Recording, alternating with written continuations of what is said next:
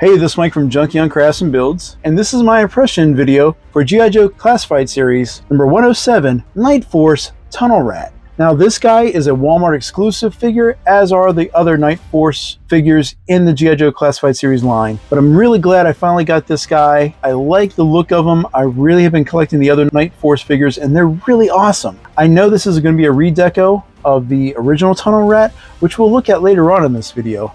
But just these color schemes and stuff, I really am excited to open this box up and check this figure out. So looking at the front of the box, we have this really cool display of the figure, as well as that interesting art, but it's still really cool to see. And here's the side of the box showing that blown up image of that art that was on the front. And again, it's number 107. And here's the QR code that goes to absolutely nothing, as well as the little tech specs on this figure. And here's the back of the box. He is 5.9 inches tall. He has all of his accessories here. And again, the tech specs are across the bottom there if you care about it. And two little details they wanted to highlight. So now we got the box out of the way, and check out NightForce Tunnel Rat. Here's Tunnel Rat out of the box, and he looks really good. I mean, he's a repaint of number 83 Tunnel Rat. But, you know, I think this is one of those successful redecos. Let's go ahead and just bring up the accessories real quick. We already are familiar with them from the original Tunnel Rat. He's got his backpack rucksack here with the two removable flashlights, this time with red lenses. Again, the texture is really nice for the entire backpack. Just a little dry brushing or other deco would really make this sculpt stand out. We have an ammo belt bandolier that's made of a soft rubber with just gold or brass to show the rounds on the belt. We also have a satchel to hold explosives or other possibles. Again, the strap is a soft rubber.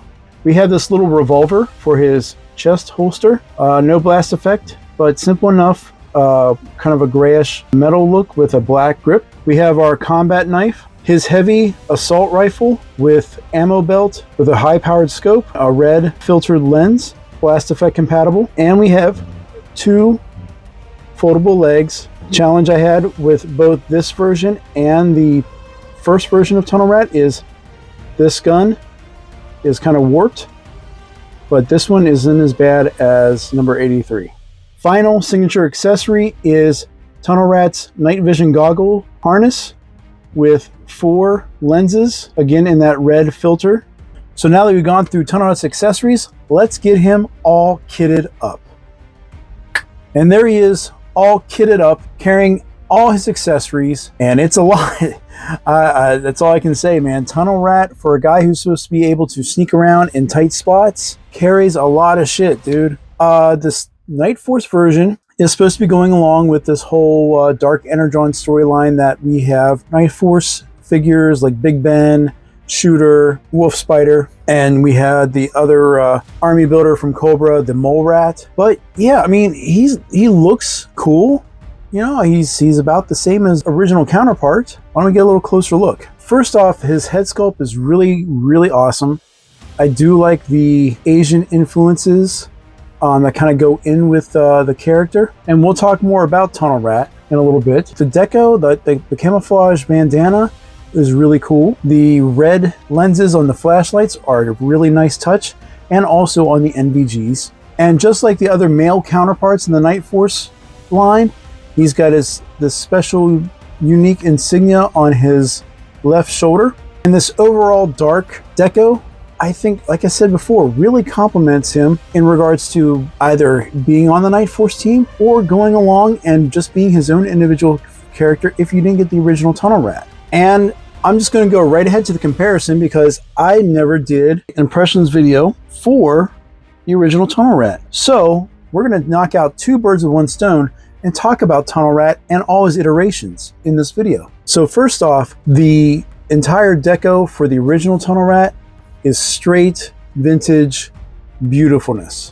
Everything, you know, looks really cool. Again, it's a lot. It's a whole lot. And like I said, the same QC challenges I have. His assault weapon out of the box was warped all to hell, so it is what it is. But really, it comes down to what you guys really like. And I say what you like because it really comes down to your own interpretation and sensibilities in regards to the deco. Tunnel Rat with his face paint in the vintage line and also on his forearms looks really cool. It's in line with the original O-Ring figure, but maybe you want something a little smoother, so you take the NightForce version. Maybe you want to swap it around. You know, you can take the forearms and move them over to the NightForce as well as the head, and there you got a combination of the both. You can mix and match all you want and create the perfect version for yourself. So like I said, I never did a retrospective for the original Tunnel Rat. So what we're going to do is just talk about them, and we'll intermix the two versions throughout the conversation we're going to have here. So as always, I want to do the same shout outs as part of my research for Tunnel Rat, mainly JLS Comics, Yojo.com, and Joepedia, because there's no way I could access all the comics and information across all the years of the G.I. Joe line without these guys. So check out JLS Comics YouTube channel and then Yojo.com and Joepedia. So as the writer of the G.I. Joe comics for Marvel throughout the 80s through today, Larry Hama was immortalized into the Joe canon by having his likeness sculpted into the character called Tunnel Rat. In the bio for the Joe's EOD, or Explosive Ordnance Disposal Combat Engineer, Larry molded the life of Nicky Lee into the embodiment of multiple heritages with a family tree containing Trinidadian, Chinese, Irish, Spanish, and Indian. So it's perfect that Nicky's hometown is Brooklyn, New York, that growing up in the streets in Brooklyn was meaner than anywhere else in the United States. When he came of age, Nicky enlisted in the Army and went through the Ranger course at Fort Benning. He continued to hone his demolitions and combat skills by participating in numerous classified missions. That there isn't a mine, booby trap, or bomb that he can't disarm, defuse, or otherwise deactivate. Tunnel Rat earned his codename by being the first to crawl into enemy tunnels with a revolver and a knife in each hand while holding a flashlight between his teeth. A quote in his bio card reads, "Nothing is darker than a tunnel at night. The darkness exerts a suffocating pressure like the bottom of a great black sea. In that awful absence of light, imagination becomes a fearsome enemy. Tunnel Rat glides through Stygian tunnels with the surety of a natural citizen. The dark assumes the role of an ally, and his weapon becomes his friend." Finally, it's easily said that the Joe team recruited Tunnel Rat because of his expertise in EOD and insertion skill sets. Tunnel Rat's first media appearance was in the G.I. Joe, the movie, film. He was part of the new recruits that went through the Joe training with Beachhead. He was with Jinx, Chuckles, Law & Order, all of which had toys made in their likenesses. And while he was never in the Sunbow or Deke series runs of the cartoon, he has been a prominent member in other versions of the G.I. Joe series like Sigma 6, Resolute, and Renegades. Tunnel Rat's toy has seen a staggering 12 releases since the first figure was brought out in the 6th series in 1987. That first release was an all-new sculpt and was available through 1989 and was featured in a toy commercial for the Coastal Defender playset. The figure also came with a backpack that could store 2 standard issue right-angle waterproof flashlights, an explosive satchel, and a unique assault rifle, which I always found slightly odd because someone who was going to go into the dark or tight spaces would carry such a weapon and gear set. Tunnel Rat was introduced in the G.I. Joe comic with issue number 59, published in 1987. In that issue, he was defending the new SLAM cannon weapon system from Cobra Commander and Raptor. And that's everything with the retrospective for Tunnel Rat. So let's go ahead and start going through articulation. So here we have the first version of Tunnel Rat, stripped down of all his accessories and armaments. And that's kind of a good and bad thing about this figure, is that while he has a lot of accessories that can be worn on him, it's kind of bulky. So the cool part is they are loose enough that you can take them off and not really need to like boil the figure or anything like that to get everything moving. So what we're going to do is we'll do the top half of the articulation with version 1, and we'll do the bottom half with the NightForce version. And if there's any differences or anything, I'll point those out.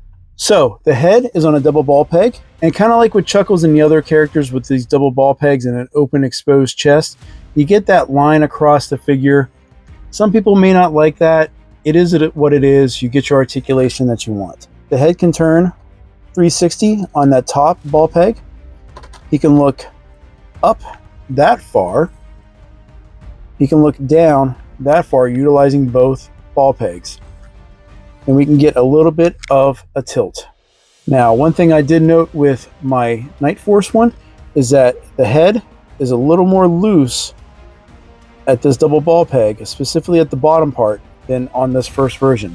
We can strike a T-pose very easily. We have butterfly joints that kind of work. You can probably take the arms off and snip the pegs to get a little more articulation if you want that butterfly to work out better. But we have arm rotation. We have bicep swivel, and it's very smartly hidden because you have all these folds and textures in the sleeve.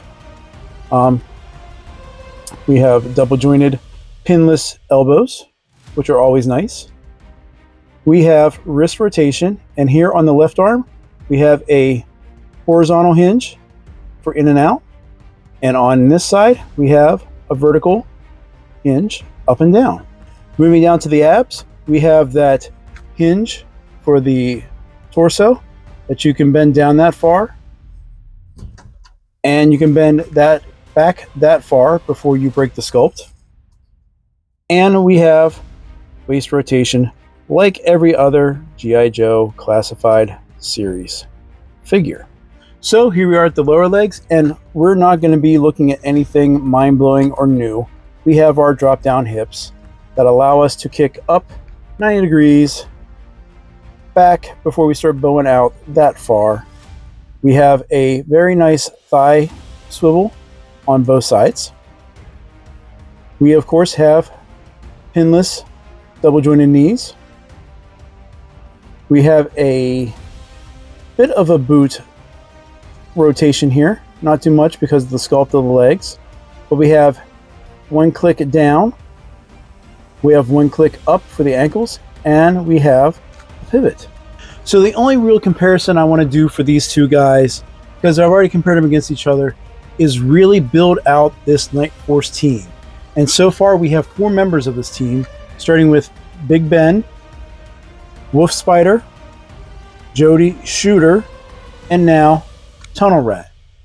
And at the time of this recording, we found out that the next member of the NightForce team is going to be NightForce Shockwave with the NightForce Ram Psycho or whatever it is. But this is a really cool team.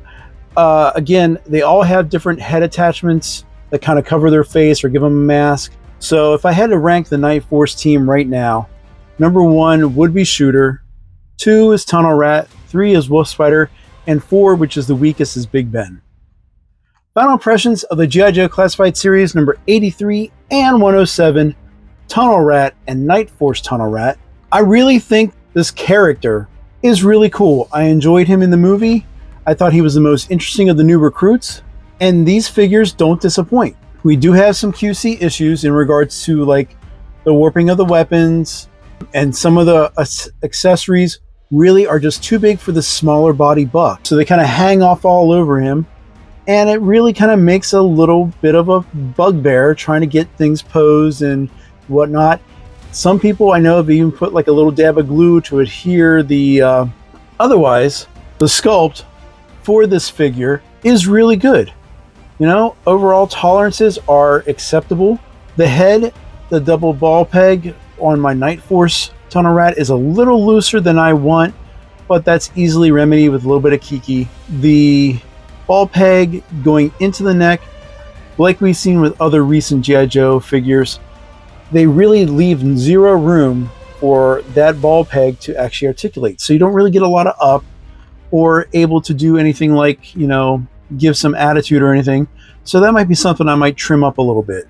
So what's really cool is that, you know, from a figure that just came in out of nowhere with no backstory in a film, he has become one of the most beloved figures in G.I. Joe mythos with, again, 12 different versions, and has been across multiple Joe storylines, both in the comics and in media. So it's really an accomplishment for such a small figure to have such a big impact on G.I. Joe. So that's everything right now. Thank you guys, as always, for watching. If you like this video, please hit that thumbs up. Leave a comment. I read everything. And if you like everything else that I'm doing across Valaverse, G.I. Joe, Mythic Legions, anything else that's going on, subscribe to the channel. Hit that notification bell so you know when I leave my next video for you to watch. It's that easy. It's nothing for you. Helps me out a lot. So that's everything again, and we'll talk again soon. Bye.